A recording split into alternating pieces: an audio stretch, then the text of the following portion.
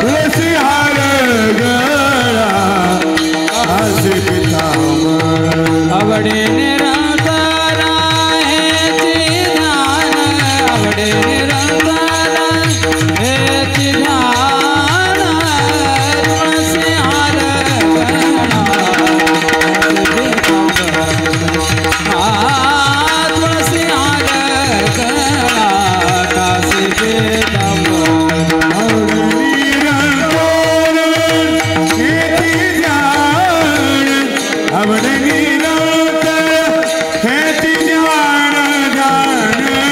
तुळसी हार गणा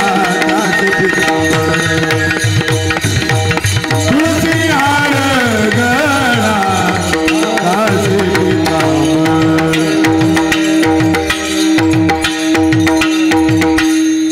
तुका म्हणे माझेची सर्व सुख तुका म्हणे माझेची सर्व सुख तुका म्हणे माझेची सर्व सुख तुका म्हणे माझेची सर्व सुख पायना श्री मुख आवडीने पायना श्री मुख आवडीने तुळसी हार गळा कासे पितांबर तुळसी हार गळा कासे पितांबर पाहिना श्रीमुख आवडीने पाहिना श्रीमुख आवडीने तुळशी हार गळा कासे पितांबर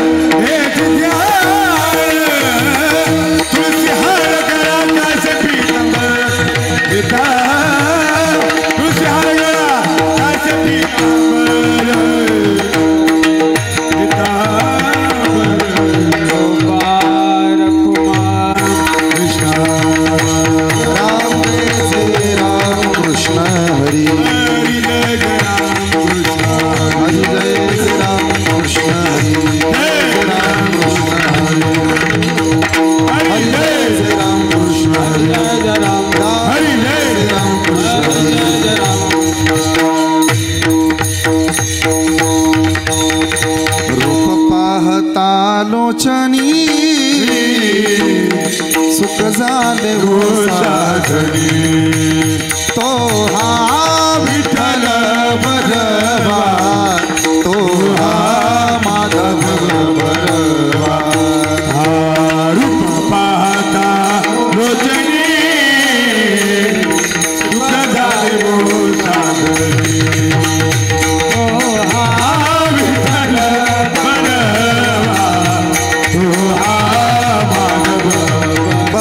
सुकृताची जोडी म्हणून विठ्ठली आवडी तो हा विठ्ठल बरवा तो हा माधव बरवा सुकृताची जोडी म्हणून विठ्ठली आवडी तो हा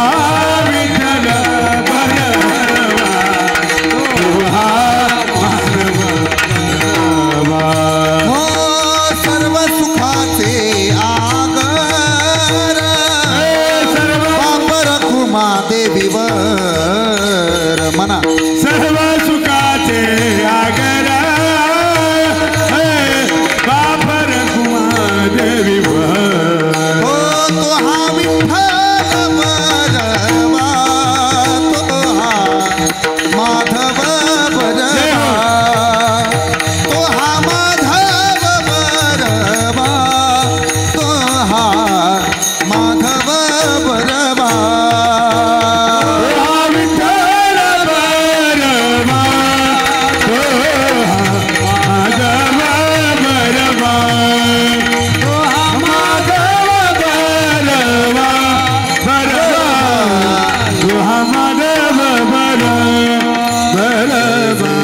कृष्ण हरी जय जय राम कृष्ण हरी जय जय राम जय जय राम जय राम कृष्ण हरी जय राम राम कृष्ण हरी जय जय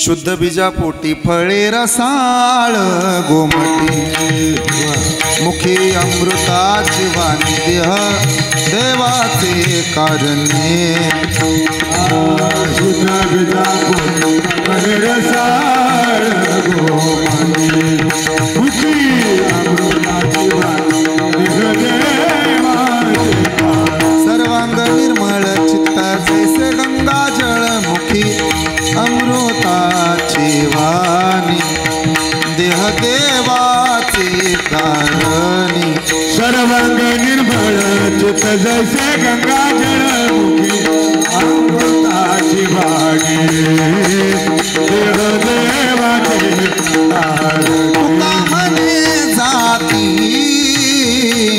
तपदर्शनी विश्रांती तुका म्हणे जाते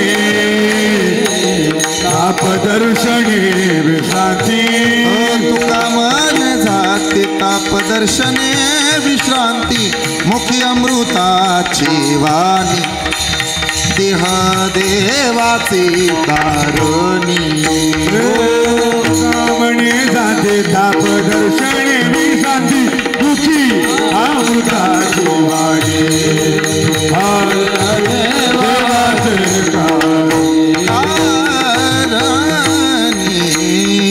विठोबा रखुमाई जय जय विठोबा रखुमाई जय जय जय जय विठोबा रखुमाई जय जय विठोबा रखुमाई जय जय विठोबा रखुमाई जय विठोबा रखुमाई कुंडली कवरदा हरी विठ्ठल श्री ज्ञानदेव पंढरीनाथ भगवान ज्ञानेश्वर महाराज की जगद्गुरु तुकाराम महाराज की सद्गुरु संत निवृत्तीनाथ महाराज की हर हर विठोबा रखुमाई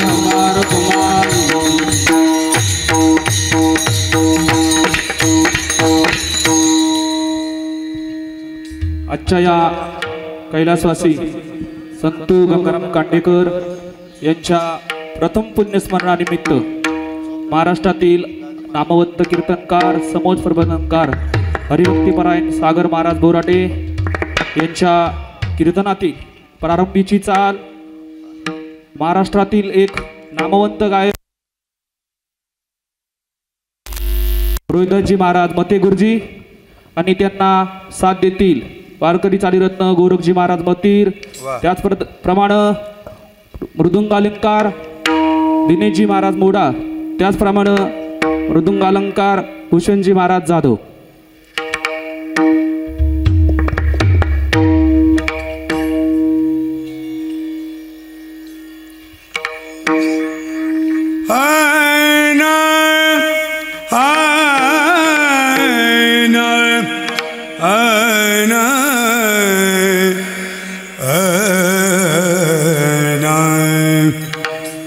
शुद्ध बीजा पोटी शुद्ध बीजा पोटी शुद्ध बीजा पोटी शुद्ध बीजा पोटी शुद्ध बीजा पोटी शुद्ध बीजा पोटी शुद्ध बीजा पोटी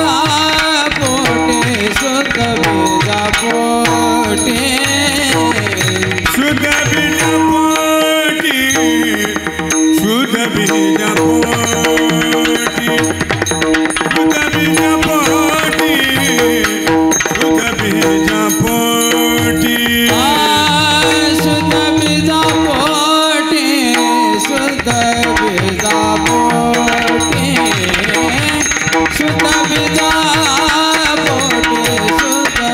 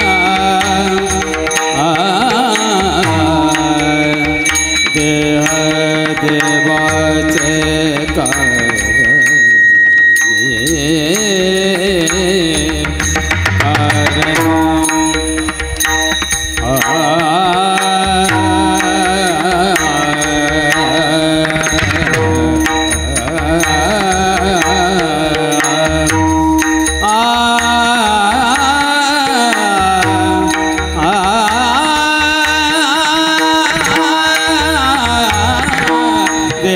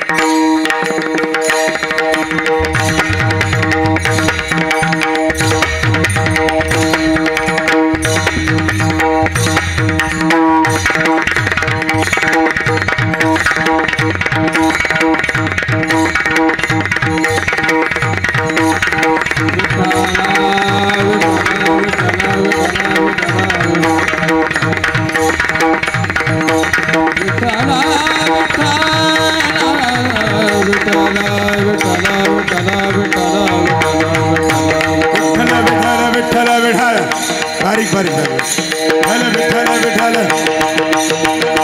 विठ्ठल विठ्ठल विठ्ठल विठ्ठल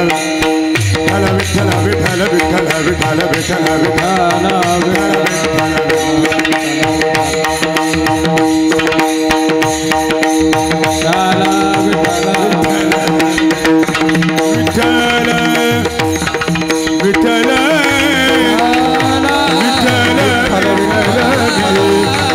विठ्ठल टाळी वाजवा बोला पुंडलिक वरद हरिदेव पंढरीनाथ भगवान की माऊली ज्ञानेश्वर जगद्गुरु तुकाराम महाराज की शांती ब्रह्म एकनाथ महाराज की आदिशक्ती मुक्ताबाई की पवन पुत्र हनुमान की श्रीमंत संत जगद्गुरु तुकाराम महाराज की सद्गुरु संत ब्रह्म चैतन्य गोंदवलेकर महाराज की सद्गुरु जोग महाराज की निवृत्तीनाथ महाराज की विठाल विठाल विठाल विठाल विठाल विठ्ठल पंढरीनाथ भगवान की. आता बसलेले बसून बसून फक्त जय तरी म्हणा. माऊली ज्ञानेश्वर महाराज की. याचा थोडा आवाज कडक करा. जगद्गुरु तुकाराम महाराज की. शांती ब्रह्म एकनाथ महाराज की. असं कीर्तन माझ्याकडे जय तुमच्याकडे. बाकी सगळं कीर्तन गुत्त घेतो, फक्त जय म्हणू लागा. सद्गुरु संत जोग महाराज की. निवृत्तीनाथ महाराज की. शुद्ध बीजा पोटी फळे रसाळ गोमटी मुखे अमृताची वाणी देह देवाचे कारणी सर्वांग निर्मळ चित्त जैसे गंगाजळ मुखे अमृताची वाणी देह देवाचे कारणी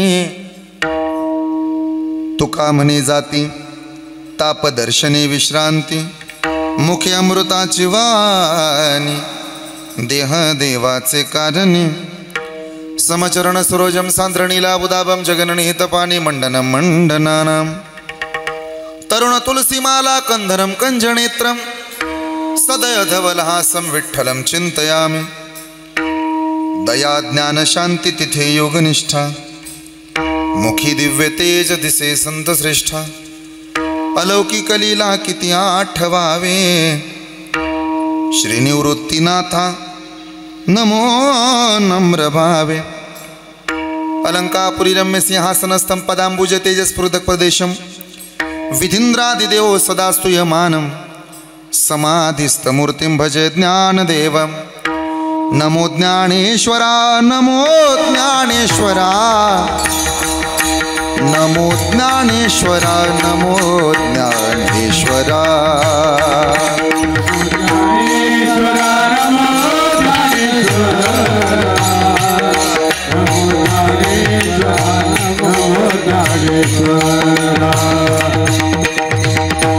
उदारा सोपान देवा निवृत्ती उदारा सोपान देवा.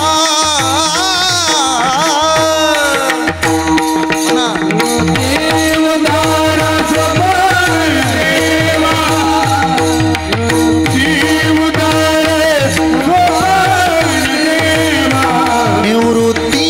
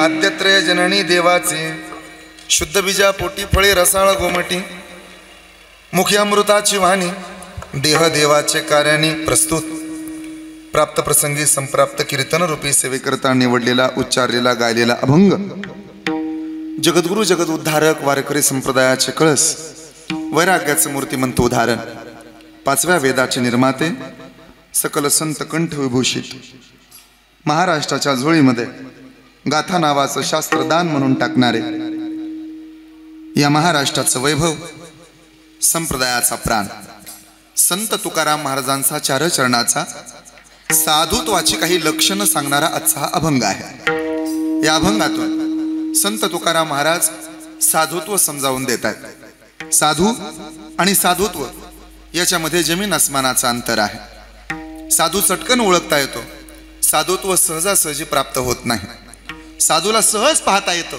साधुत्वाची दिव्य प्रचिती सहजासहजी येत नाही। कालही साधूला जास्त किंमत होती, आजही साधूला जास्त किंमत आहे। आपण ऐकावं, उद्याही साधूला किंमत जास्त आहे। भगवंताला महत्व कमी आहे, साधूला महत्व जादा आहे। तुम्हाला कल्पना असेल, 500 वर्ष भांडणं झाली अयोध्येत देवाच्या मंदिराकरता, साधूच्या मंदिराकरता भांडणं नाहीत, साधूच्या मंदिराकरता वाद नाहीत, साधूच्या मंदिराकरता भांडणं होत नाहीत। 500 वर्ष भांडणं झाली रामाच्या मंदिराकरता। हनुमानगडी तेव्हाही सुरक्षित होती, हनुमानगडी आताही सुरक्षित आहे। अजून पुढचा मुद्दा सांगतो, 500 वर्ष भांडणं झाली ज्या राम मंदिराकरता, अशी रामाची मंदिरं अजूनही महाराष्ट्रातल्या प्रत्येक गावात नाही। अशी कितीतरी गावं मी तुम्हाला दाखवेन की ज्या गावामध्ये रामाचं एकही देऊळ नाही, पण मला असं एक गाव दाखवा की ज्या गावामध्ये मारुतरायाचं मंदिर नाही। म्हणजे जास्त मंदिरं कुणाची, रामाची का मारुतीची? बोला ना, जास्त देवळं कुणाची, रामाची का मारुतीची? जास्त मंदिरं कुणाची आई, प्रभू रामचंद्राची का हनुमंताची? म्हणजे जास्त क्रेज कुणाचे सध्या, देवाची का साधूची? अरे देवाच्या तारका मिळतात, साधूच्या तारका मिळत नाहीत।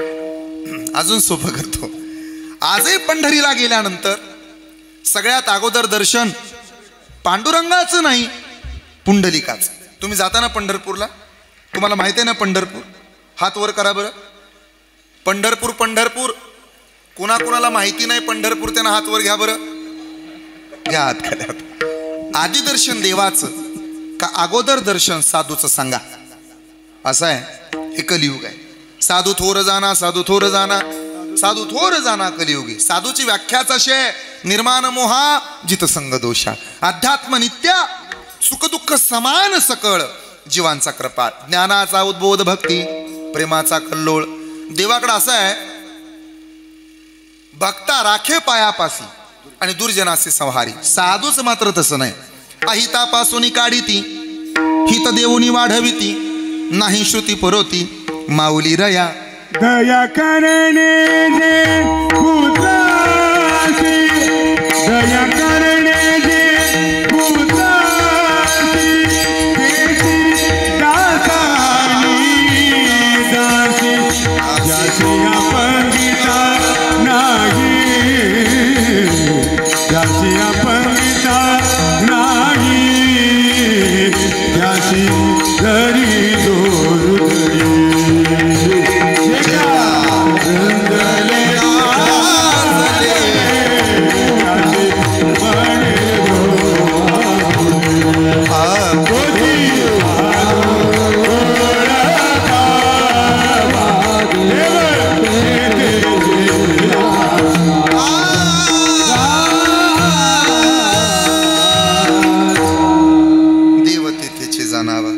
नामदेव पायरीचं दर्शन अगोदर, पुंडलिकाचं दर्शन अगोदर, मग दर्शन देवाचं आहे। देव सारावे परते, संत पुजावे आरते।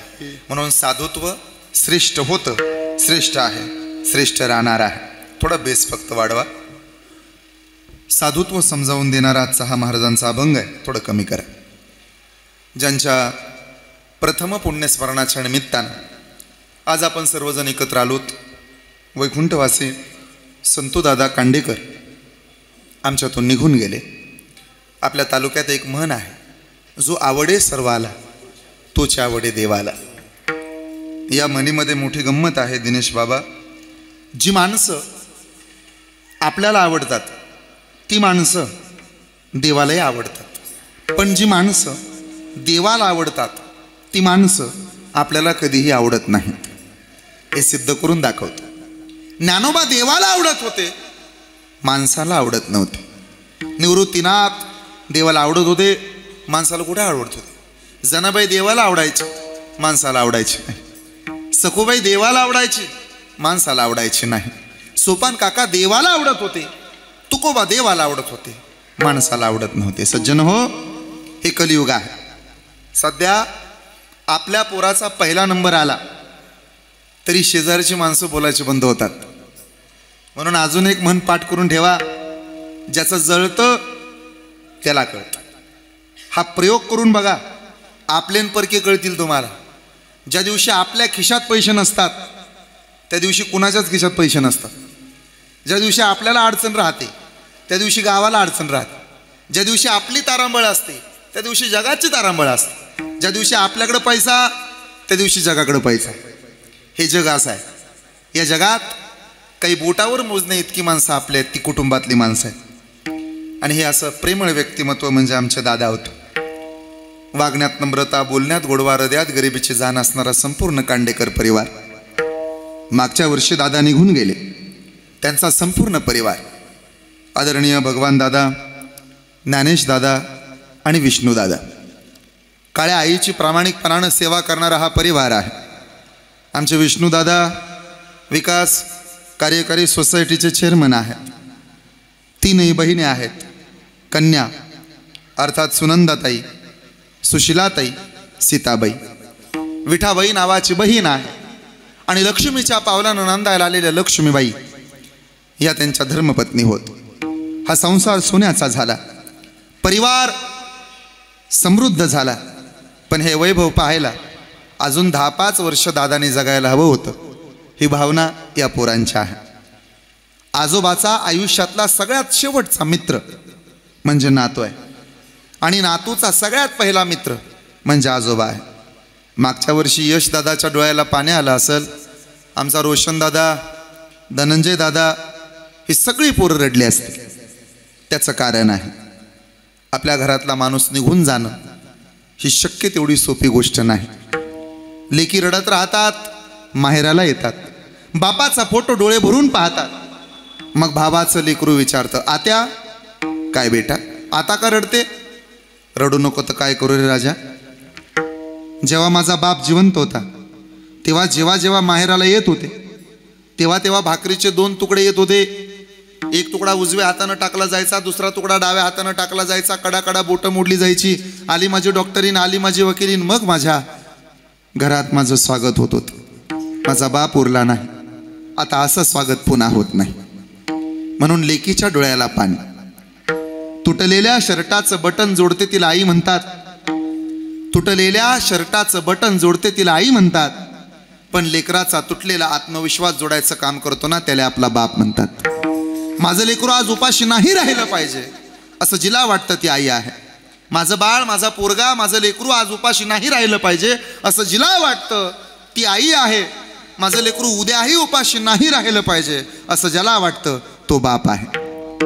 आज दादांच्या हजारो आठवणी या परिवाराला येत असतील. मला कल्पना आहे पहाटे 4 वाजल्यापासून हा परिवार जागा असेल. पाहुणे रावळे गण गोत मित्र परिवार हा म्हणता सर्वजण आले. कुणाला वाटत होतं दादा निघून जावेत. मागच्या वर्षी या घरातला प्राण, या घराचा आधार, या 7 बाऱ्याचा मालक, या प्रॉपर्टीचा मालक निघून गेला.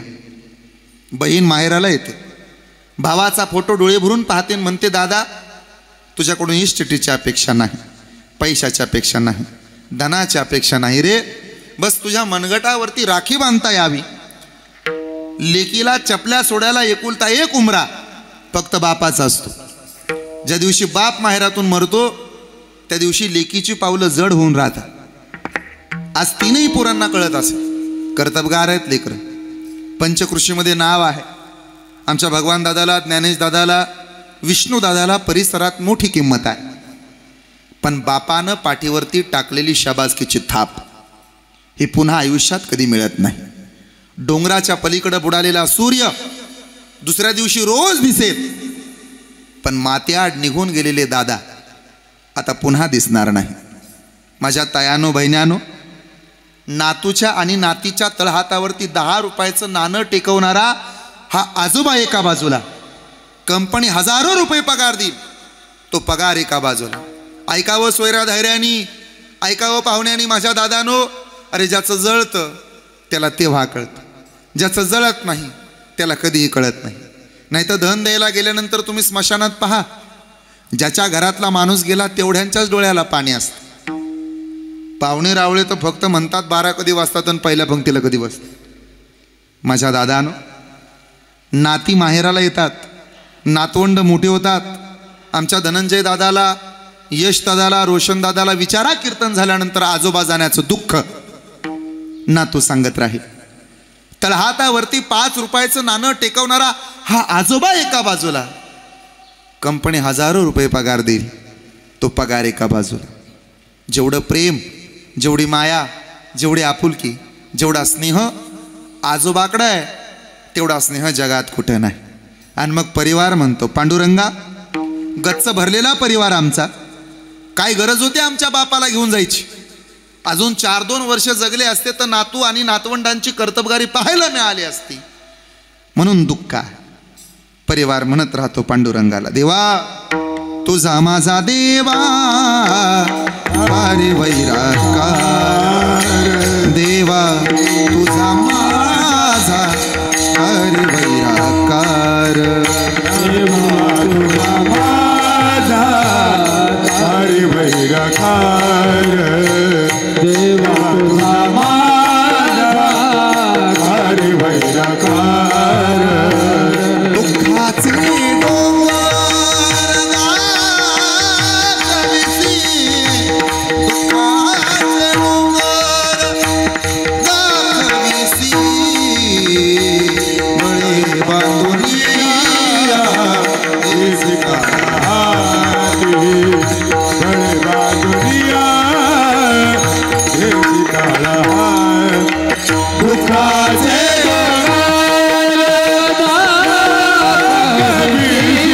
जय हो. दुःखाचे डोंगर कवी बांधुनिया. थोडा पेस कमी करा, थोडा पेस कमी करा, थोडा पेस.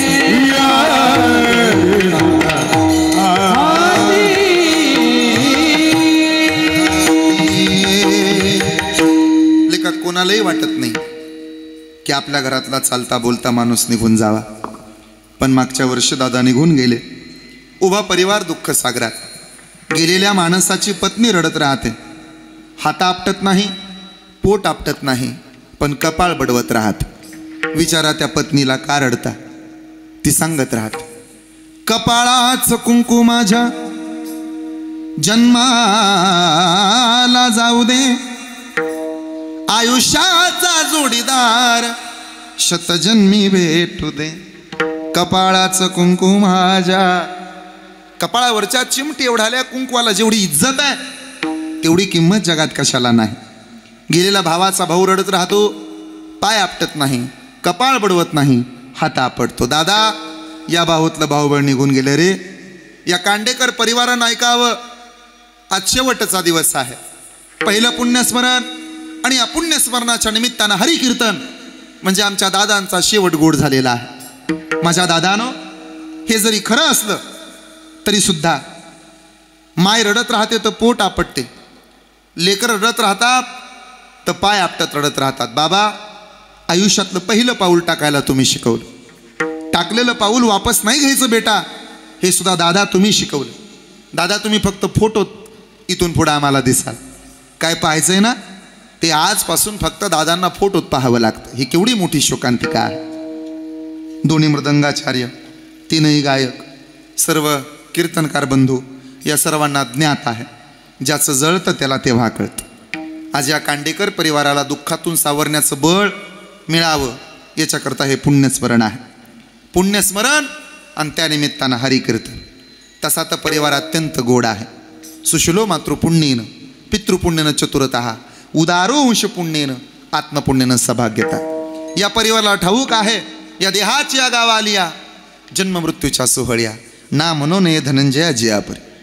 लेका माझाही फोटो किती दिवस डाव्या हातानं छापून येईल. कधीतरी माझा फोटोसुद्धा उजव्या बाजूला छापून येणार आहे. माझ्या नावासमोर सुद्धा कैलासवासी लागणार आहे. माझ्या नावासमोर वैकुंठवासी लागणार आहे. आपल्याला कल्पना आहे.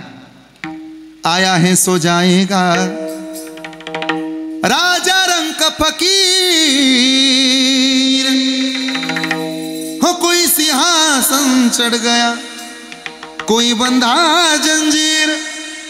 येथे नाही मोर आले अवतार रते पामर देवकी ये रते पामर देवाकी रते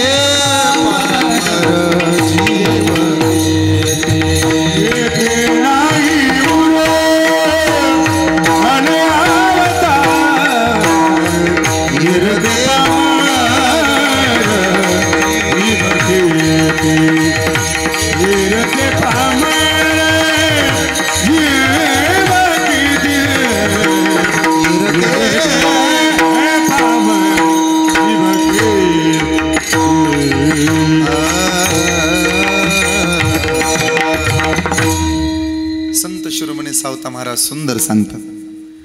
कोणे दिवसी यमयेती चालून कोणे दिवसी प्राण जाती घेऊन कोणे दिवसी स्मशानी जाऊन एकटे रहावे एकटे रहावे. कोणे दिवसी बैसोनी हत्तीवर कोणे दिवसी पालखी सुभेदार कोणे दिवसी पायाचा चाकर चालत जावे चालत जावे. माझ्या दादानो माणसानं वेळ काढून 3 ठिकाणी जरूर जावं. दवाखान्यात, तुरुंगात आणि स्मशानात. माझी विनंती आहे तुम्हाला, ज्या दिवशी तुम्ही दवाखान्यात जाल त्या दिवशी तुम्हाला तुमच्या आरोग्याची किंमत कळेल. ज्या दिवशी तुम्ही तुरुंगात जाल त्या दिवशी तुम्हाला भारतीय राज्यघटनेनं दिलेल्या स्वातंत्र्याची किंमत कळेल. आणि ज्या दिवशी तुम्ही स्मशानात जाल त्या दिवशी तुम्हाला कळून चुकल, आज जरी मी माझ्या स्वतःच्या पायानं आलो असलो तरी एक दिवस लोकाच्या पायाने इथपर्यंतचा माझा प्रवास आहे. हे जीवन आहे. सगळ्याच गोष्टी आपल्या मनासारख्या घडत नाही. दादांचं जाणं झालं पण परिवार अत्यंत सात्विक आहे. या परिवारानं केलेला हा नामयज्ञ सोहळा, ज्ञानदान, अन्नदान, वस्त्रदान आज निश्चितच दादांना आवडणारा आहे. जिथं कुठं असतील तिथून नातवंडांना, 3 मुलांना, 3 लेकींना, बहिणीला, धर्मपत्नीला भरभरून आशीर्वाद देत राहतील यात तीळ मात्र शंका नाही. या परिवाराचा आदर्श पंचकृषीनं घ्यावा एवढं सुंदर आयोजन या परिवाराचं आहे. ज्या निमित्तानं आपण एकत्र आलो ते पुण्यस्मरण. पण हे निमित्त ज्यांच्यामुळे आज मला इथं येण्याचं साक्षीदार होण्याचं भाग्य प्राप्त होतं, आदरणीय विष्णूदादा, त्याचबरोबर परम आदरणीय परमश्रद्धेय हरिभक्तपरायण गोड आवाजाचे धनी श्री हरिभक्तपरायण रोहिदास महाराज मते, आदरणीय हरिभक्तपरायण वारकरी चालीचे आणि संप्रदायाचे अभ्यासक उपासक श्री गोरखजी महाराज गतीर, त्याचबरोबर हरिभक्तपरायण चंद्रकांत महाराज, वारकरी रत्न श्री हरिभक्तपरायण मोहन महाराज पगार या ठिकाणी उपस्थित आहेत. श्री हरिभक्तपरायण महाराष्ट्राचे मुलूक मैदानी तोप आणि मृदंग या शब्दाला, या वाद्याला ज्यांच्या ताकदीनं मोठा मान सन्मान मिळतोय ते 2ही मृदंगाचार्य, त्यामध्ये हरिभक्तपरायण दिनेशजी महाराज आणि हरिभक्तपरायण भूषण महाराज. एकदा जोरदार टाळ्या वाजवा. खरं तर हे नाशिक जिल्ह्याचं भूषणच आहे, हे वैभव आहे. तुमच्या नाशिक जिल्ह्यानं काय कमवलं असेल तर अशी रत्न तुमच्या नाशिक जिल्ह्यामध्ये आहेत. अभिमान वाटावा. पण काय झालंय बाबा, मला क्षमा करा, जिथं पिकतं ना तिथं विकत नाही. हिमालयातली म्हातारी चन्नाची लाकडं तिकडं मुबलक मिळतात म्हणून चुलीला जाळते हो. आणि तो पुष्पा तोळ्यावर नेऊन विकतो श्रीलंकेला. जिथं पिकतं तिथं खरंच विकत नाही. पण अत्यंत गोड तुम्ही आहात, ज्यांच्या माध्यमातून माझा आवाज तुमच्या कानापर्यंत येतो.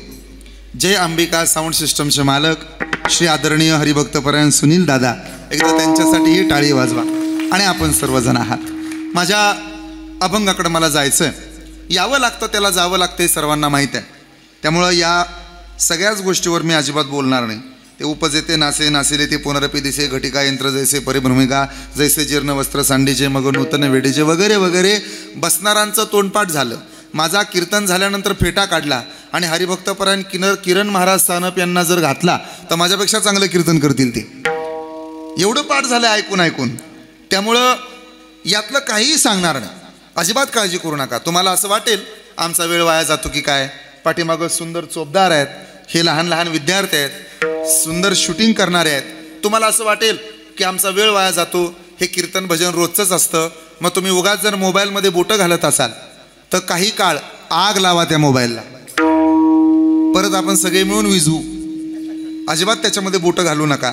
आणि एक विनंती आहे, स्वतःच्या पायातल्या चपला फक्त काढून ठेवा, चोरीला जाणार नाहीत याची गॅरंटी मी देतो. फक्त चपला घालून कीर्तन कोणी ऐकू नका, चप्पल फक्त काढा. आणि तसं एक सांगू, या धर्माच्या मंडपातली एकही गोष्ट एकदाही वायाला जात नाही. यादी ऐका, या कांडेकर परिवारानं जर हे कीर्तन आयोजित केलं तर किती भाग्याची गोष्ट आहे.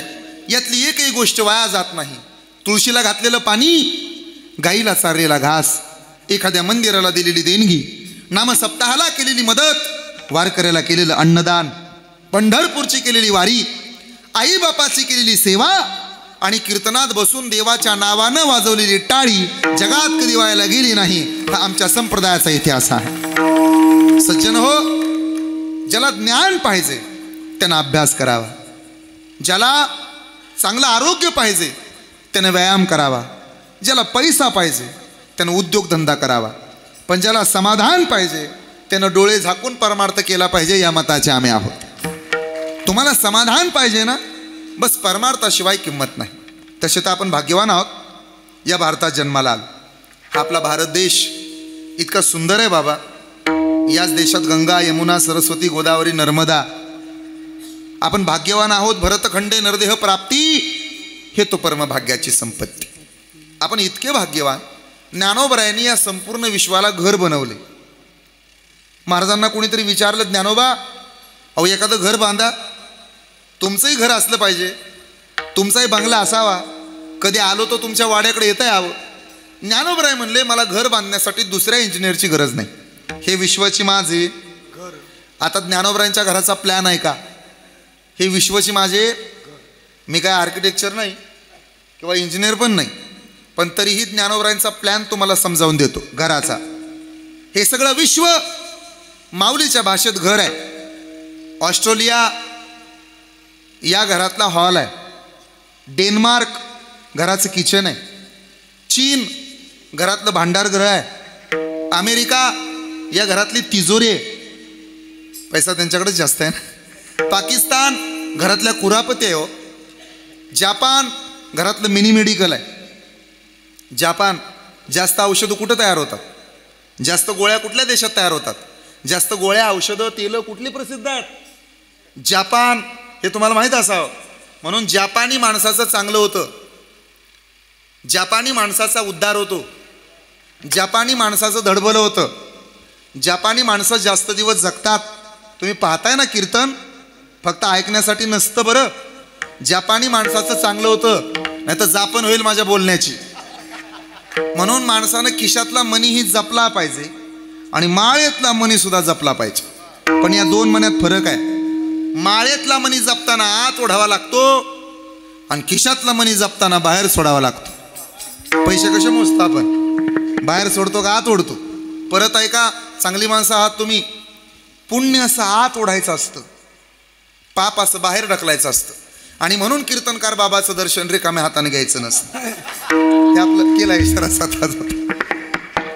चीन घरातलं भांडारगृह, अमेरिका घरातली तिजोरी, जापान घरातलं मिनी मेडिकल, ऑस्ट्रेलिया घरातला हॉल, युरोप या घरातली ओसरी वरांडा, थायलंड घरातली बेडरूम असेल, पण माझा भारत देश या घरातलं देवघर आहे हे कधी विसरू नये. का आपण या देवघरात जन्माला आलो. जेते हरीचे दास जन्म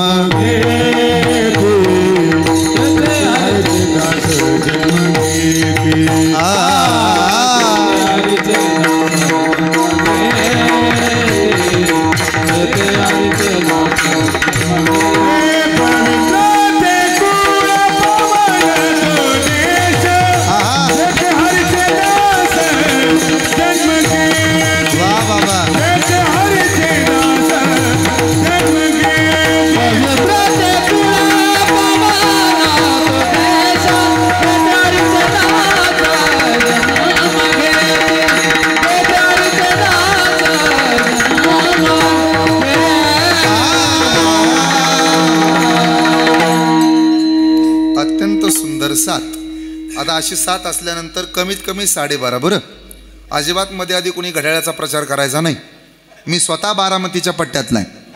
त्यामुळे उगीच घड्याळ दाखव, उरक्त घ्यान, असं करान तसं करान, क्याव करान त्याव करा, अजिबात नाही. एकच पक्ष आणि कीर्तनाकडे लक्ष. जेते हरीचे दास जन्म घेती या अभंगातलं पहिलं चरण. सामोर बसणाऱ्या एकाही माणसाचं तोंड पाठ नाही असं होणार नाही. कुणाला पाठ नाही, सर्वाला पाठ. या अभंगाच्या पहिल्या चरणाकडे आपण वळालोय. प्रस्तावना अशी आहे, माझ्या समोर बसणारा असा एक कुणबी दाखवा की ज्या कुणब्याला या अभंगातलं पहिलं चरण पाठ नाही. सगळ्याला माहित आहे, शुद्ध बीजा पोटी फळी रसाळ गोमटी. कुणाला पाठ नाही हे सर्वाला पाठ आहे. मी यापुढं जाईन. नुसतं पाठ नाही बाबा, या अभंगातल्या पहिल्या चरणाचा अर्थ सुद्धा सर्वाला माहिती आहे. बी शुद्ध असल्यानंतर फळ शुद्धच असतं. हा काही कुठं बॅनर लावायचा विषय आहे, हे होर्डिंग लावायची गरज नाही महाराज. हे शुद्ध मराठी आहे. बी शुद्ध तर फळ शुद्ध, बी अशुद्ध तर फळ अशुद्ध. अहो, बी शुद्ध असल्यानंतर फळ शुद्धच असतं. हे तुम्ही आम्हाला सांगायची काय गरज आहे? तुम्ही पंढरपुराकडनं आलात, सोलापूरवरून आलात आणि इथे येऊन आम्हाला एवढं सोपं सांगता बी शुद्ध तर फळ शुद्ध, बी शुद्ध तर फळ शुद्ध. आम्हालाही कळतं महाराज. ज्ञानोबरायांची उभी आहे. झाड जाणे जे फुले, मानस जाणे जे बोले, भोगे जाणे जे केले जन्मजन्मांतरीचे. नाथबाबा सांगतात केले कर्म झाले त्याची भोग आले. देव सांगतो कर्मानुबंधिनी मनुष्य लोके. ज्ञानोबा सांगतात आगा कर्मी जे उरावे. अरे बी शुद्ध असल्यानंतर फळ शुद्धच असतं, यात काय शंका आहे? पण याच मताचे जर तुम्ही आहात तर माझा सल्ला आहे तुम्हाला, या भ्रमातच राहू नका की बी शुद्ध तर फळ शुद्ध, बी शुद्ध तर फळ शुद्ध. हे कुणी सांगितलं तुम्हाला? कधी कधी बी पण अशुद्ध असतं आणि फळही अशुद्ध असतं. आमच्या भागात एक धोत्रा नावाची वनस्पती आहे. तुमच्याकडे आहे का? त्याचं बी खूप चांगलं असतं म्हणे. पावशर दररोज नाश्त्याला खाल्लं पाहिजे. चांगलं का वाईट बी? वाईट. बरं, त्याला फळ येतं, ते फळ चांगलं असतं ना? अहो, बी पण वाईट आणि फळ पण वाईट. तुकोबऱ्यांचं सुंदर प्रमाण आहे. झोंडा झोंगटीचे पोटी फळे विजाती करंटी. महाराज म्हणाले बी पण वाईट आहे आणि फळही वाईट आहे. मग कसं म्हणता महाराज तुम्ही शुद्ध बीजा पोटी फळे रसाळ गोमट? धृतराष्ट्र नावाचं बी आहे, दुर्योधन नावाचं त्याच्या पोटी जन्माला आलेलं फळ आहे. माझ्या दादानं या भारतातल्या नारीला, या ताईला आई म्हणणारी माणसं आहोत आपण. सामोर बसणाऱ्या बाईला ताई म्हणणारी माणसं आहोत आपण. माणसाला 5 आई आहेत. जन्म देणारी, पालनपोषण करणारी, आपल्या गुरुची पत्नी आपली आई आहे. आपल्या मित्राची किंवा भावाची बायको ती सुद्धा आपली आई आहे. आणि आपल्या धर्मपत्नीची माय सासू ती सुद्धा आपली आई आहे. या 5 आई आहेत माणसाला. आपल्या थोरल्या भावाची बायको भावजय आपली कोण आहे? आई आहे ना. मग ज्यानं सख्या भावजईला, सख्या चुलत भावजईला केसाला धरून फरफटत भरल्या सभेमध्ये उडत आणलं, तो दुर्योधन चांगला असेल? तो दुःशासन चांगला असेल? आपलं पोरग माती खातं, आपलं पोरग शेण खातं, आपला पोरगा चुकतो हे माहिती असून सुद्धा बाप शांत राहत असेल तर तो बाप चांगला आहे का सांगा? असे कितीतरी बाप आहेत या महाराष्ट्रात. त्या बापाला माहिती आहे आपला पोरगा चुकतो, आपल्या पोरानं वाटोळं केलं, आपला पोरगा उन्हाळ आहे, आपला पोरगा टार्गट आहे, हे माहीत आहे. पण अशी कितीतरी बाप आहेत पुत्र मोहामध्ये आंधळे धृतराष्ट्र आहेत. अरे जाऊ द्या, सामान्य माणसाच्यात असतील, आमच्यात आहेत. पुत्र मोहानं आंधळे झालेले धृतराष्ट्र आमच्यात सुद्धा आहेत. त्याला माहिती आहे आपला पोरगा चुकतो, आपल्या पोराला एवढं जमत नाही, आपल्या पोराचा एवढा अभ्यास नाही, तरीसुद्धा तो म्हणतो तसं नाही, माझाच पोरगा कीर्तनकार म्हणून तिथं गेला पाहिजे. हे आपल्यातले धृतराष्ट्र नाहीत का? म्हणे माझाच पोरगा पकवाजाला बसला पाहिजे, माझाच पोरगा तिथं कीर्तनाला गेला पाहिजे, माझाच पोरगा गादीवर बसला पाहिजे. अरे हे धृतराष्ट्राचं प्रेम आहे. बी वाईट फळही वाईट. मग कसं म्हणता महाराज तुम्ही शुद्ध बीजा पोटीन फळे रसाळ गोमटी? हे शक्य नाही. बरं, प्रकार 2. कधी कधी बी चांगलं असतं पण फळ वाईट. कृष्ण नावाचं बी आहे, एवढं सुंदर बी, जगाचा आराध्य दैवत, जगाचा मालक, प्रतिपालक भगवान गोपाल कृष्ण. इतका सुंदर की त्याला पाहिल्यानंतर लक्ष्मी वेडी झाली होती. इतका सुंदर त्याला पाहिल्यानंतर लक्ष्मीला भुरळ पडली होती. माझ्या तायानो, जगातल्या सगळ्यात सुंदर नट्या, नट्या कळतं ना तुम्हाला? हां, नटी नटी हिरोईन, जगातल्या सगळ्यात सुंदर नट्या आणि सुंदर नट एकत्र आणावेत, मिक्सरमध्ये घालावेत, बारीक करावेत आणि त्यांची पावडर आपल्या थोबाडाला लावावी फाउंडेशन म्हणून. तरीसुद्धा जी सुंदर तिचं नाव लक्ष्मी. जगात सगळ्यात सुंदर कोण असेल तर तिचं नाव आहे लक्ष्मी. आणि अशा लक्ष्मीनं कृष्णाला पाहिलं. भागवतात गोड वर्णन आलं. श्रीकृष्णाच्या सौंदर्यापुढे लक्ष्मी भुलोनी झाली वेडी. मदन पोटाले बापुडे कोणीकडे इंद्रचंद्र. श्रीकृष्णाच्या सौंदर्यापुढे लक्ष्मी भुलोनी झाली वेडी. मदन पोटाले बापुडे कोणीकडे इंद्र कोणीकडे चंद्र. सगळ्यात सुंदर राधा, राधेपेक्षा सुंदर कुणीही नाही. माझं कीर्तन झाल्यानंतर तुमच्या मोबाईलमध्ये जर गुगले महाराज असतील तर टाकून बघा गुगलला, राधा किती सुंदर आहे राधा दिसेल तुम्हाला. राधा कुणाला म्हणतात?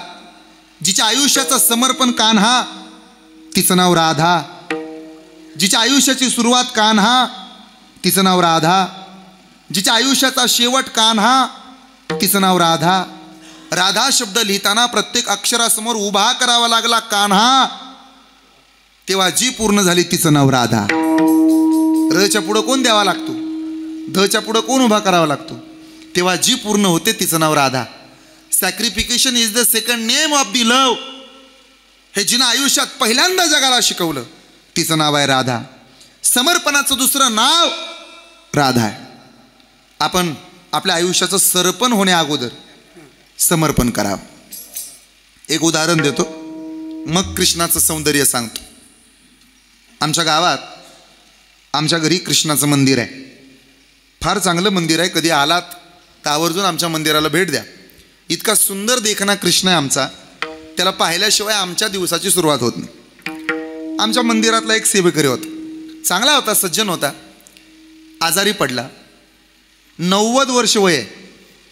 डॉक्टरनं परवा वाचवलं त्यांना. डॉक्टरनं त्याचा हात हातात घेतला. बाबा मी वाचवलं तुम्हाला. 35चा डॉक्टर. माता रडू लागलं. सेवेकरी, रडता का बाबा? तुमच्या पोरानं तुमचं सगळं बिल दिलं. 3.5 लाखात ऑपरेशन केलं मी. संपूर्ण जिल्ह्यात तुम्हाला कुणी ॲडमिट करून घेत नव्हतं. माझ्यामुळं वाचला तुम्ही.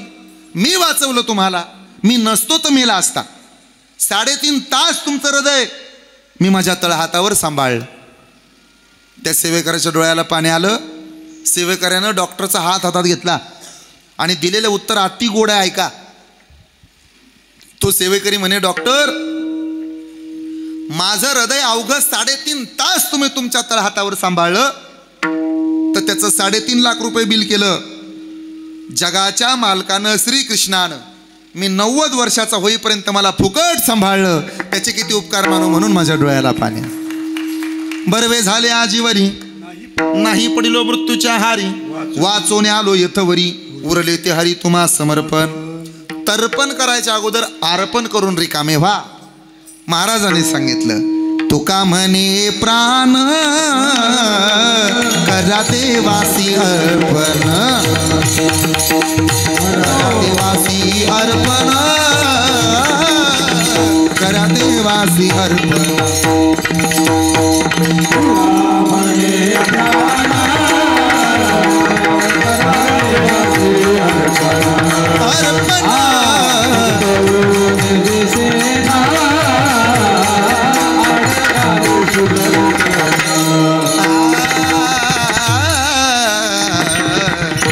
करा देवासी देह समर्पिजे, भार काहीच न घ्यावा, होईला गवा तुका म्हणे आनंद, तुका म्हणे घालू तयावरी भार, वाह हा संसार देवापायी.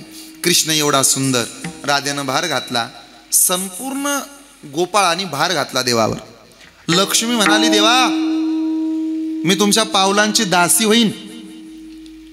दबक्या पावलानं आली, पण श्री विष्णूच्या कृष्णाच्या पायाची दासी झाली. एवढी सुंदर लक्ष्मी, पण देवाला पाहून वेड लागावं. मग देव किती सुंदर. या सुंदर जोडप्याला एक मुलगा झाला, एकुलतं एक. त्याचं नाव ठेवलं सांब. कृष्णाचं नाव, कृष्णाच्या मुलाचं नाव काय? सांब. एवढा सुंदर होता पोरगा. लक्ष्मी सहकारी पतसंस्थेचा मालकच झाला.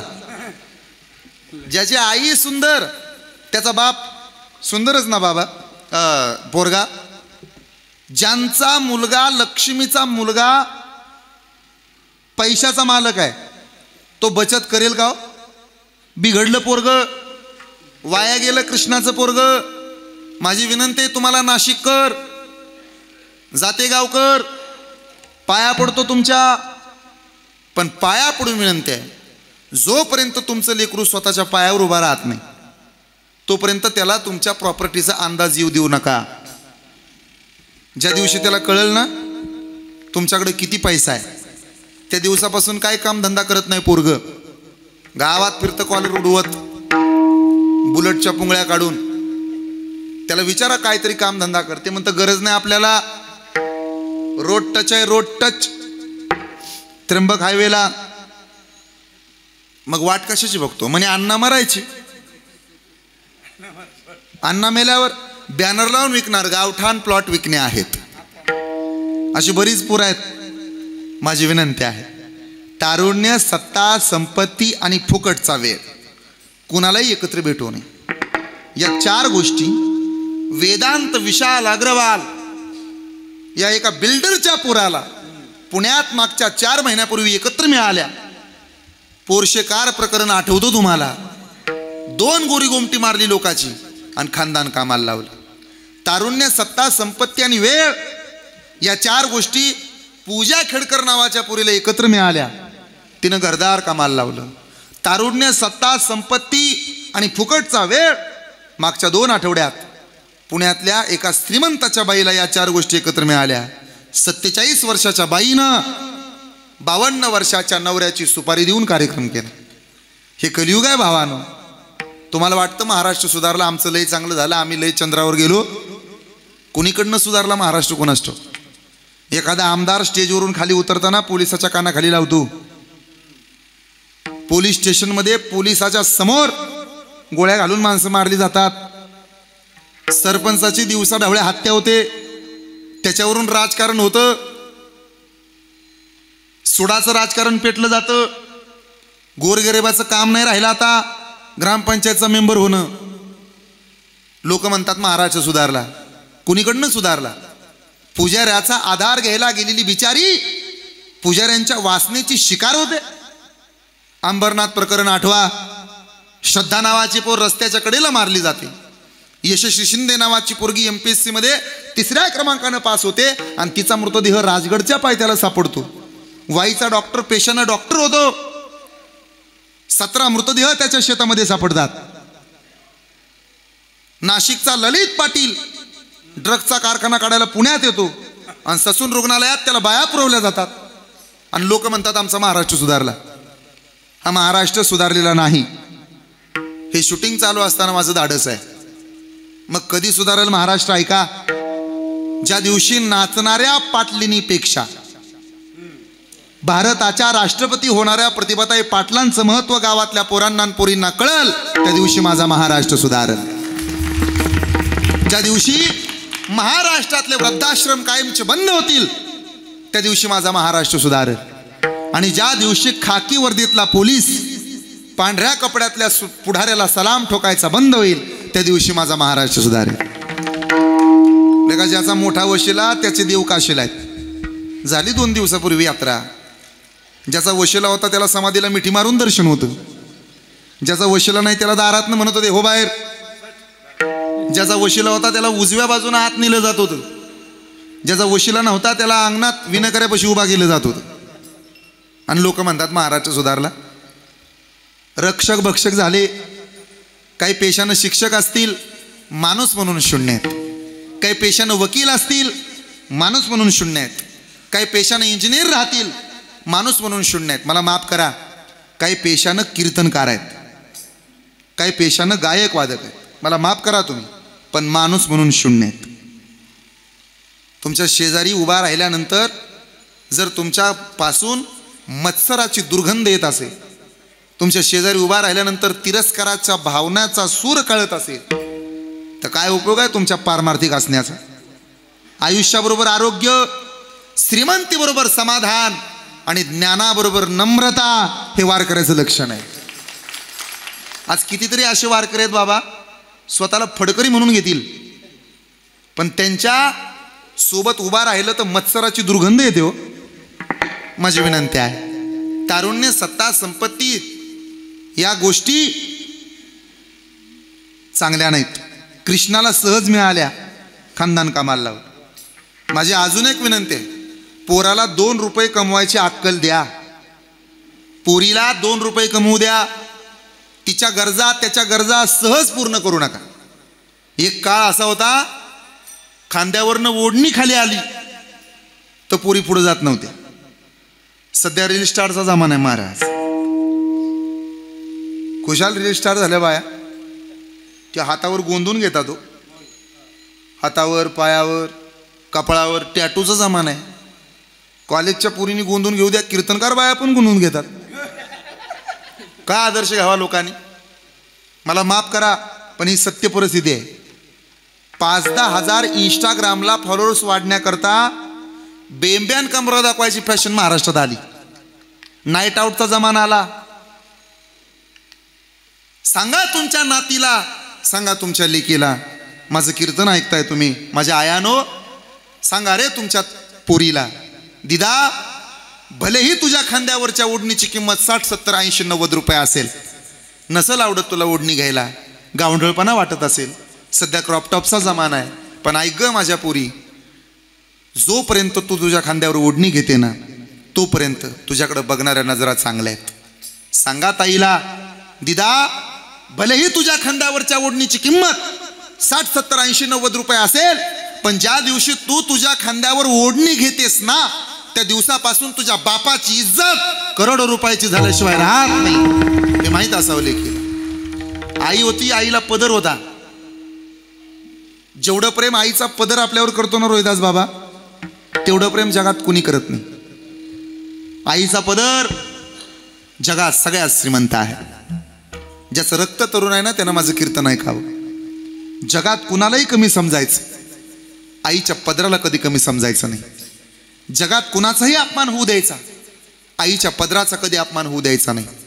आईचा पदर उन्हात चालताना छत्री होतो, रडताना रुमाल होतो, आणि रात्री आईच्या कुशीत झोपी जाताना सोन्याची चादर होतो. एवढे उपकार ह्यांच्या पदराचे आपल्यावर. लक्ष्मीनं डोळ्यात पाणी आणून सांगितलं, पोरा सुधर रे, पाया पडते तुझ्या. पोरग वाया गेलं, देवाचं पोरग, कृष्णाचं पोरग, मोठ्याचं लेकरू वाया गेलं.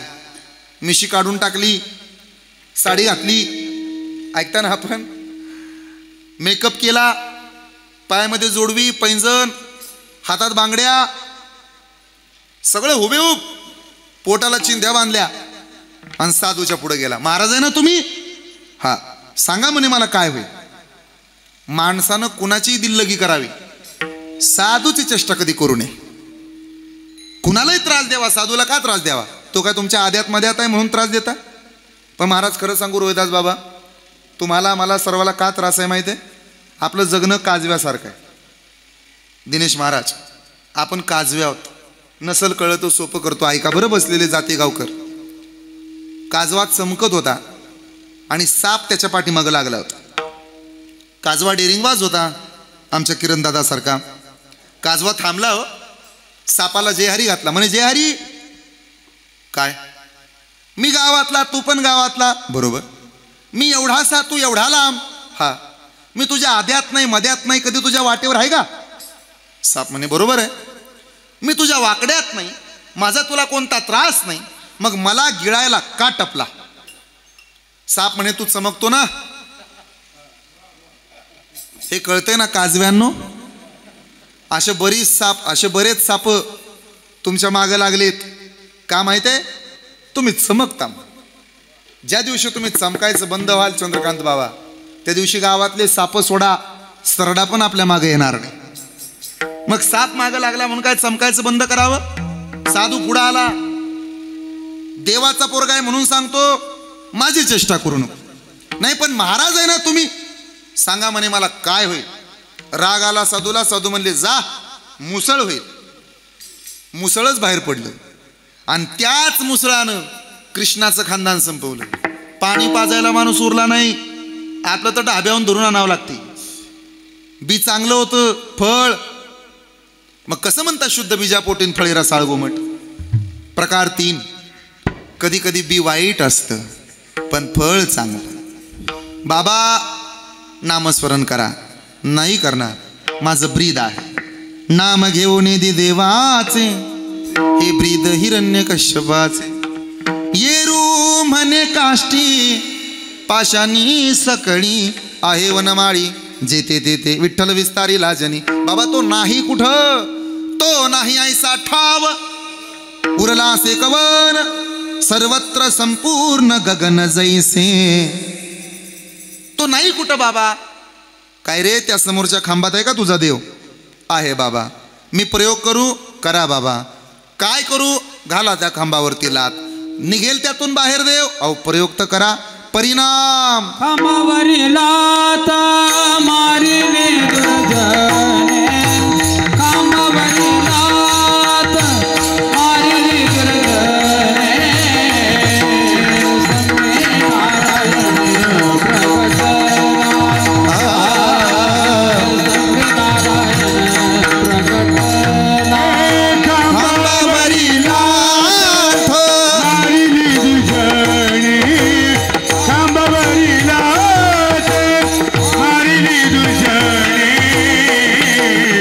संगे नारायण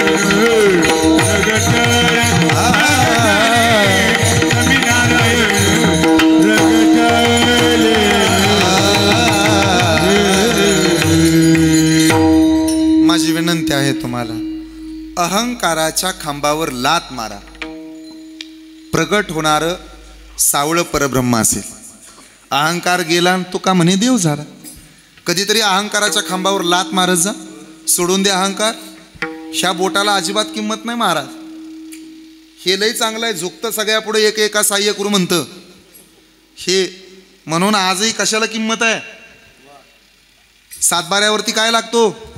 ऑफिसला गेल्यावर काय लागतो? मोबाईलच्या स्क्रीनवरनं फिरवायला कोण लागतो?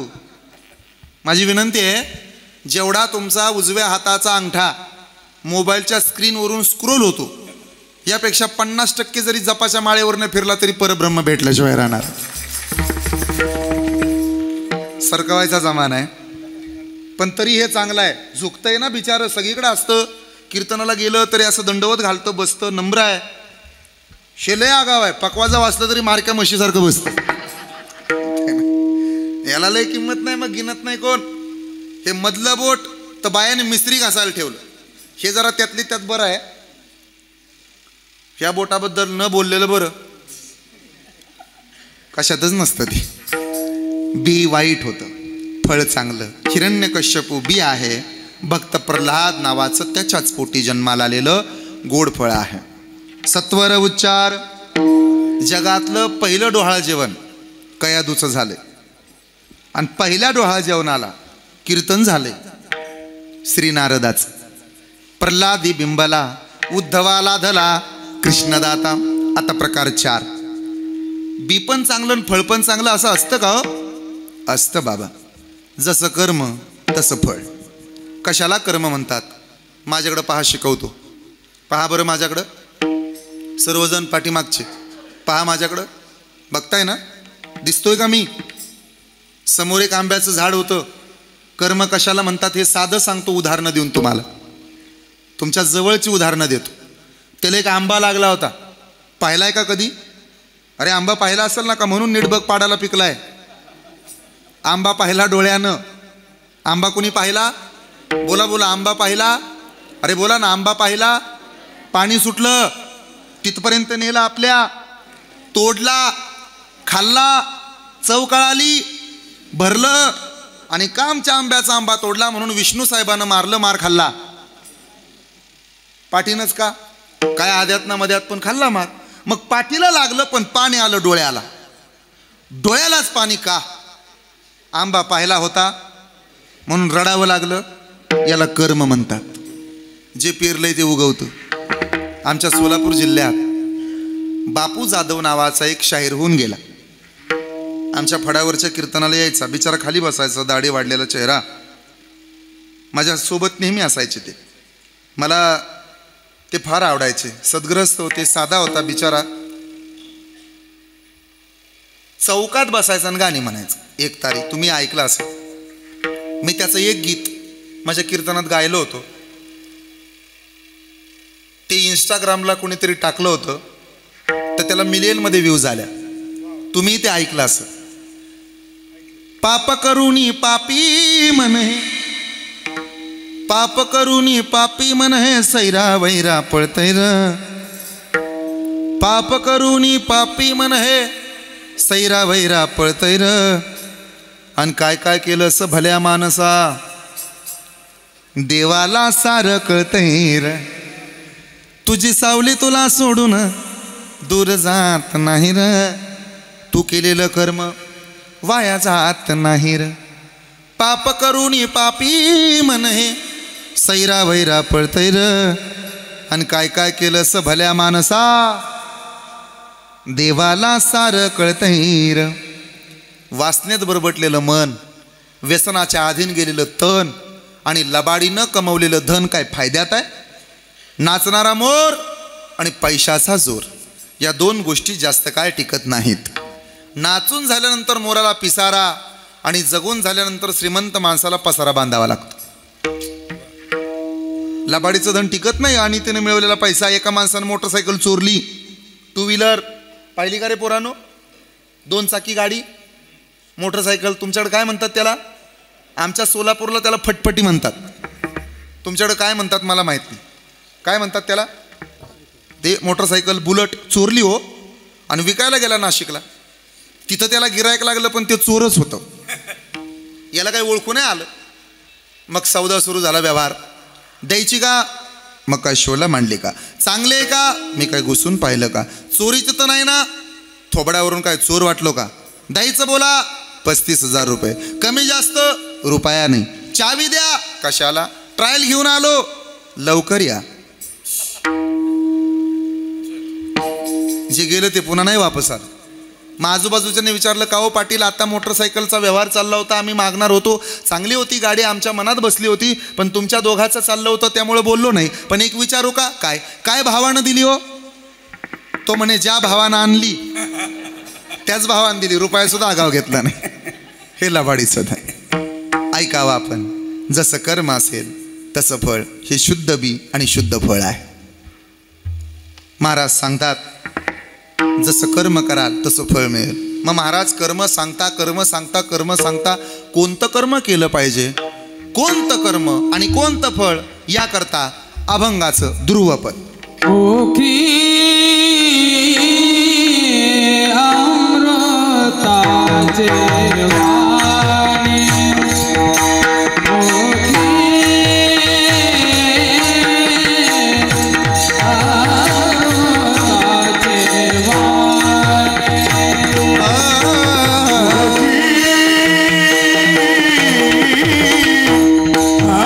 समोर मांडा खुर्च्या समोर, समोर मांडा खुर्च्या समोर.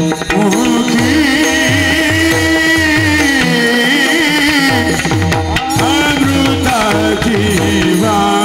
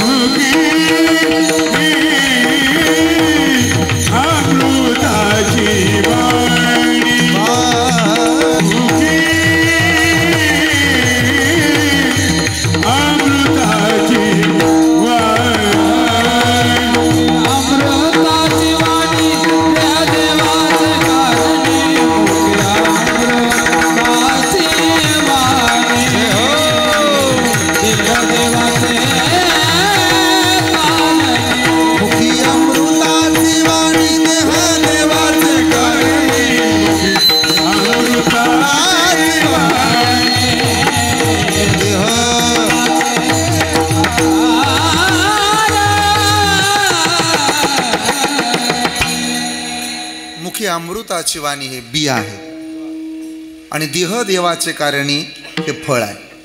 सहजासहजी देव भेटत नाही. वाणी या शब्दाचे 4 अर्थ होतात.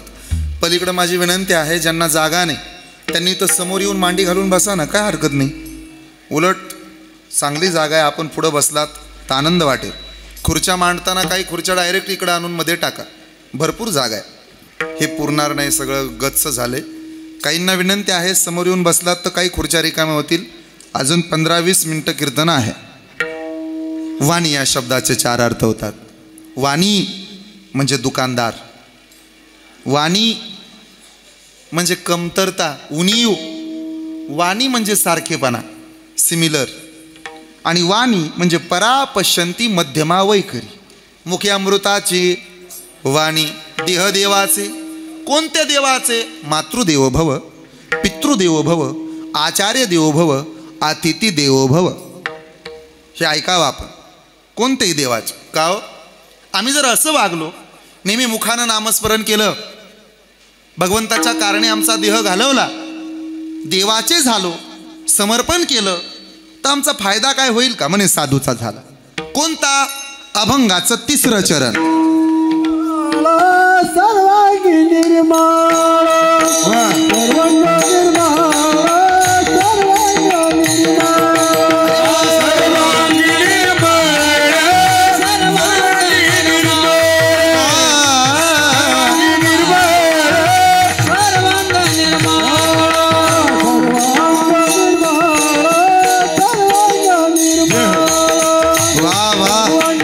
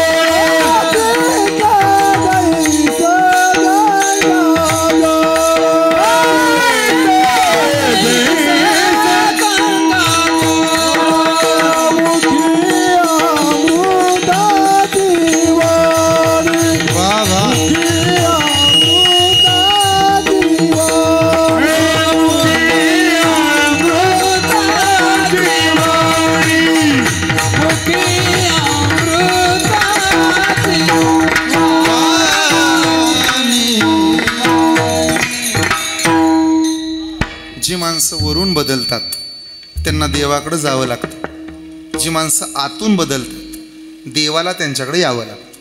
उदाहरण, पुतना मावशी वरून बदलली. तुम्हाला माहिती आहे का हो पुतना तुमची मैत्रीण असेल ना, फेसबुकला इंस्टाग्रामला फ्रेंड असेल ना तुम्हाला. पुतना, अरे इथं पलीकडच्या सोसायटीत राहते ती, झगामागान मला बघा, पुतनाच असते ती. वरून बदलली तर तिला स्वतःहून कृष्णाकडे जावं लागलं. आणि कुब्जा आतून बदलली, कृष्णाला स्वतःहून तिच्याकडे यावं लागलं.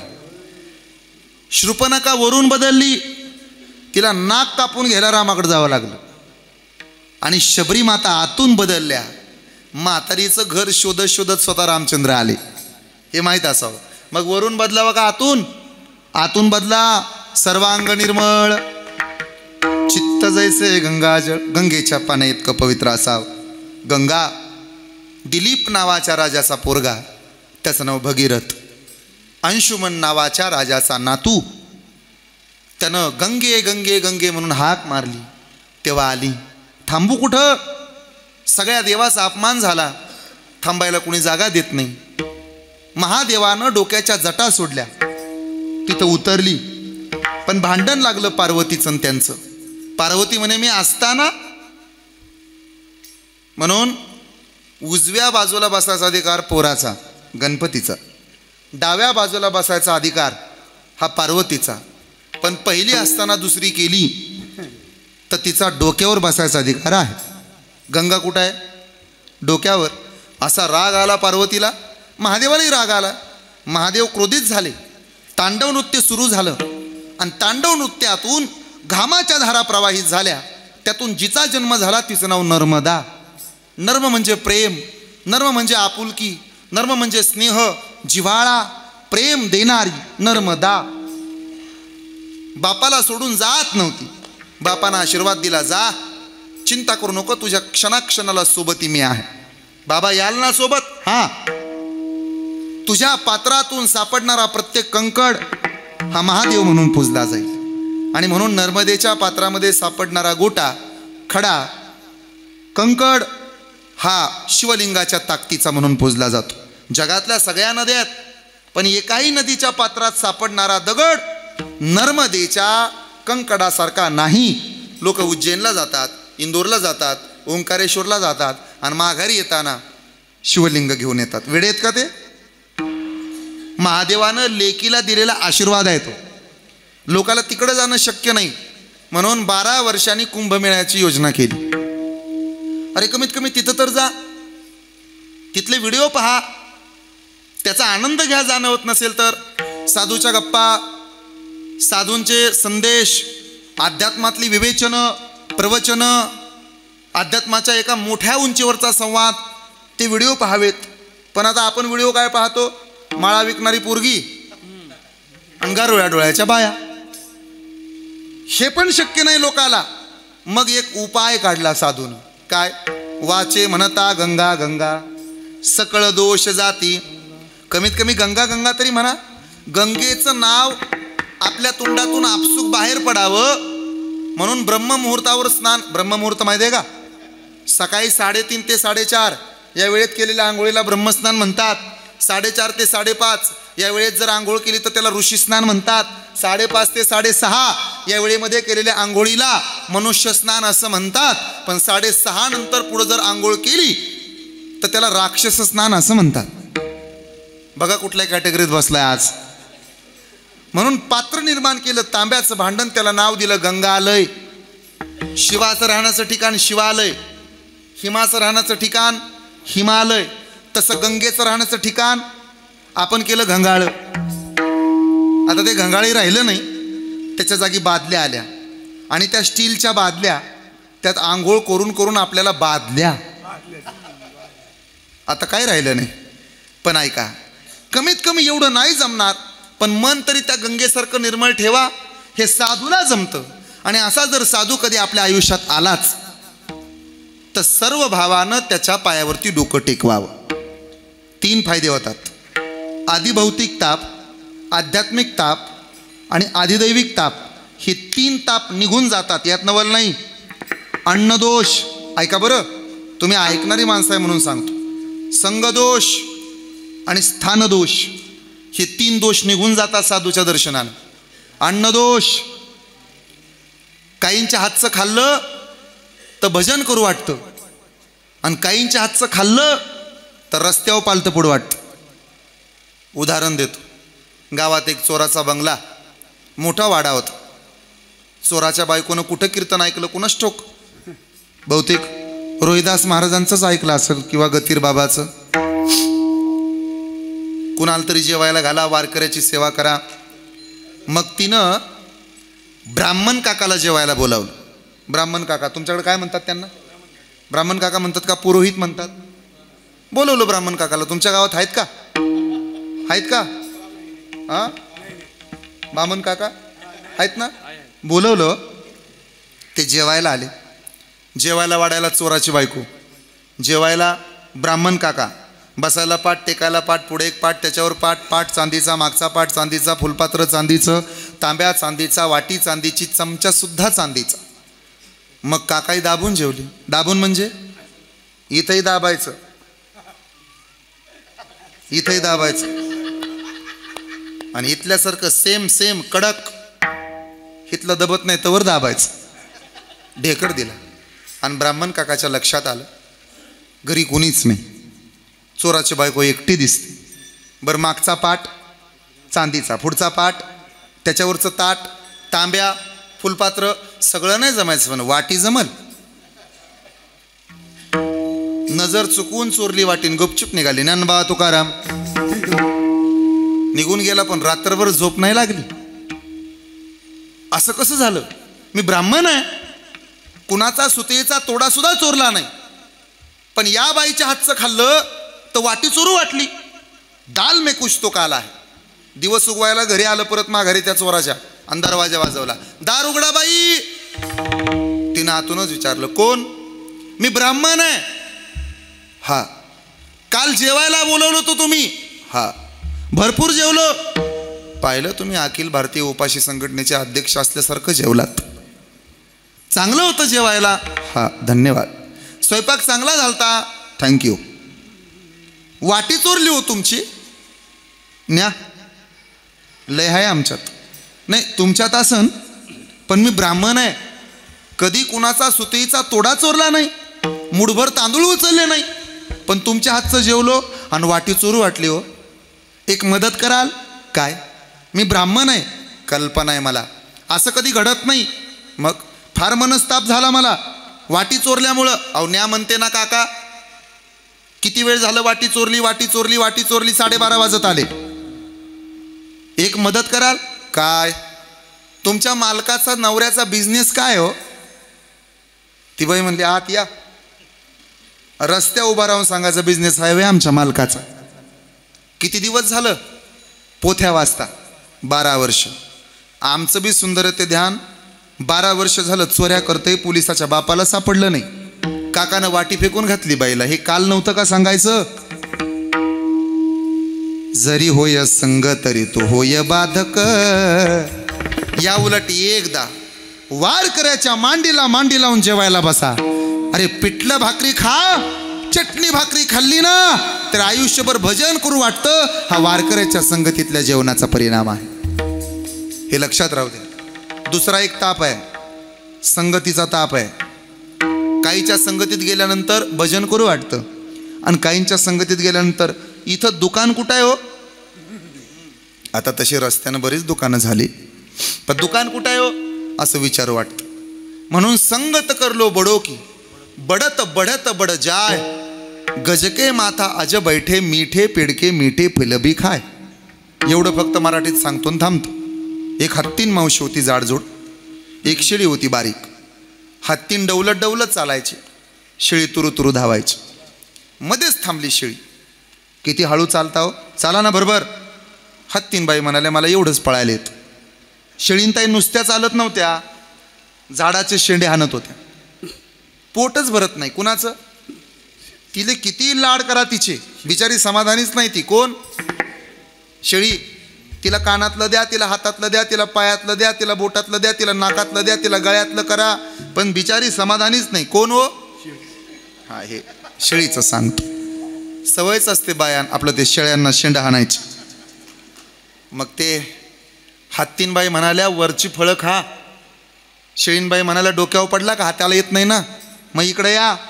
सोंड लांबवली, शेळीला खांद्यावर घेतलं. परिणाम एरवी 5 फूट उंचीवरच्या झाडाचा पाला खाणारी शेळी आता 20-20 फूट उंचीवरच्या झाडावरची गोडगोड फळं सुद्धा कुरतुडू खाऊ लागली. हा मोठ्याच्या संगतीत गेलेल्याचा परिणाम आहे. म्हणून मग मोठ्या बसताना सुद्धा शेजार चांगला बघून बसत जा कीर्तनात. आता नका बघू त्यांच्याकडं. नाही तर पेढेवालं होतं, पेढे विकायला गेलं पण बसताना चुकलं. उंदरं मारायच्या गोळ्याचे विकत होतं, त्याच्या शेजारी यानं दुकान लावलं. मग हे मोठ्यानं बोंबलायचं पेढेवालं, लई गोडे लई गोडे. आणि शेजारचं बारीक म्हणायचं खाल्लं की मरतय, दिवसभर मिळ नाही. या उलट साधूच्या संगतीत जा. अर्धा क्षण घडता तेने होय शांती महत पापा. आता तिसरं एक उदाहरण, भूमीचा दोष. काही जागा अशा असतात तिथं बसू वाटत नाही, पण काही जागा अशा तिथून उठू वाटत नाही. जा ज्ञानोबरायांच्या आळंदीत, जा निवृत्तीनाथांकडं, जा रे कधीतरी आळंदीत. समाधीचं डोकं टेकून दर्शन घ्या. किती गडबड असू द्या, 5 मिनटं का होईना बसू वाटतं. का बरं? अरे माऊली तिथं बसली म्हणून आम्हाला बसू वाटतं. ज्ञानदेवे घेतले दान बाबा बाळचंद, हृदय धरोनिया ध्यान बाबा बाळचंद. समाधी बैसला निर्वाण बाबा बाळचंद. कथा कीर्तन करीतो बाबा बाळचंदो. अरे त्रिविध ताप निघून जात आहेत साधूच्या दर्शनानं. मग साधूच्या पायावरती डोकं टेकवायला अडचण काय? महाराज नक्की आम्हाला त्याचा रिझल्ट मिळेल, फायदा होईल. कोणता फायदा? अभंगाचं शेवटचं चरण. तुका म्हणे जाती तुका म्हणे जाती तुका म्हणे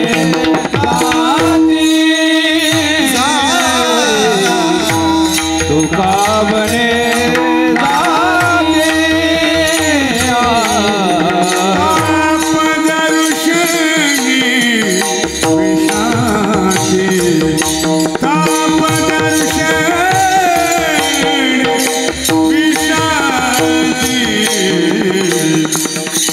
अमृताची वाणी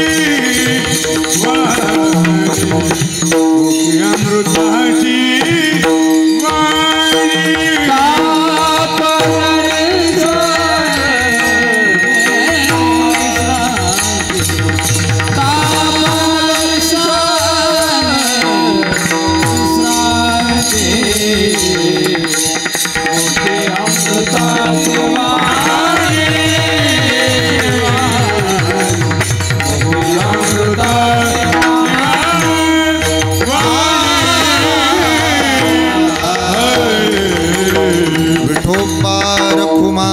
सर्वजण टाळी वाजवा एक साथ.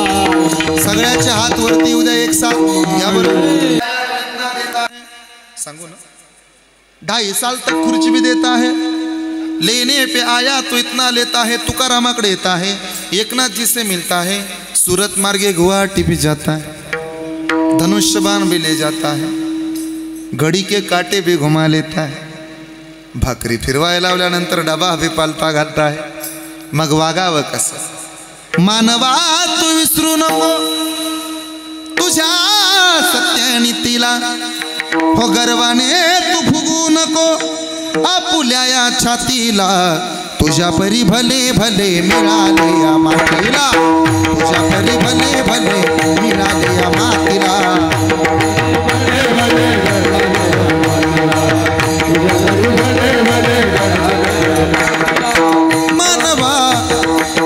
एक साथ हात वर सगळ्याचे.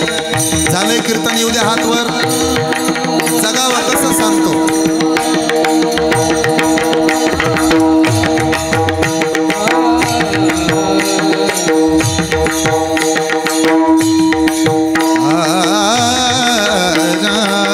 हात वर एक साथ. सख्य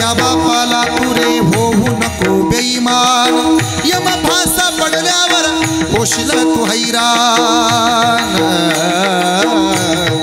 दारुगाच्या बाईन भरती येईना संसार अहंकारी तोऱ्यात फिरू नको घरदार बालपण सार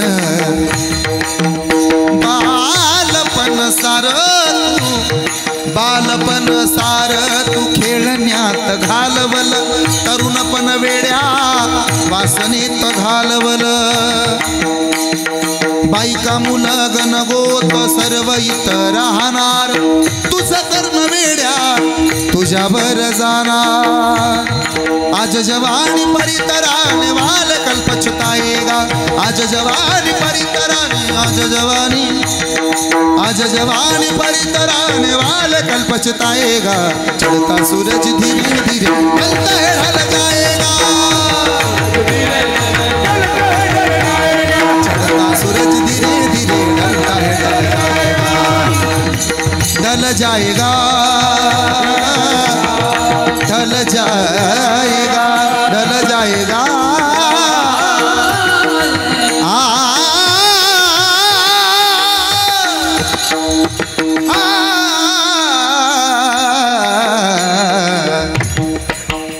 जाएगा जाएगा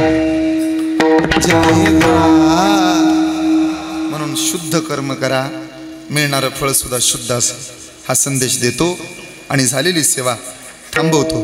ज्यांचं प्रथम पुण्यस्मरण वैकुंठवासी संतू दादा त्यांचा संपूर्ण परिवार विकास कार्यकारी सोसायटीचे चेअरमन आदरणीय विष्णू दादा श्री भगवान दादा आणि श्री आदरणीय ज्ञानेश दादा तीनही कन्या सुशीलाताई सुनंदाताई आणि मला असं वाटतं सुशीलाताई सुनंदा आणि सीताबाई या तीनही लेकी आहेत. आमचा रोशनदादा यश धनंजय नाही का आणि एक राहिलं बघा नाव निलेश दादा नाही का ही चारही नातवंड आहेत. विठाबाई नावाची बहीण आहे लक्ष्मीबाई नावाच्या धर्मपत्नी या सर्वांना उदंड आयुष्य लाभावं अशी इच्छा कामना व्यक्त करतो. तुमचे आभार. कधी मोठ्या महादेवाला आलात सातारा जिल्ह्यात शिखर शिंगणापूर नावाचं आमचं गाव आहे. याच गावाच्या पायथ्याला नातेपुते नगरीत आम्ही राहतो. मोठ्या महादेवाला आलात तर आवर्जून भेट द्या अशी इच्छा कामना बाळगतो आणि तुमच्या सर्वांचा निरोप घेतो. पुनश्च एकदा आईंना दादांना भावपूर्ण श्रद्धांजली वाहून सेवेला पूर्णविराम. ज्ञानेश्वर माऊली तुकाराम तुकाराम विठ्ठल जय जय विठ्ठल.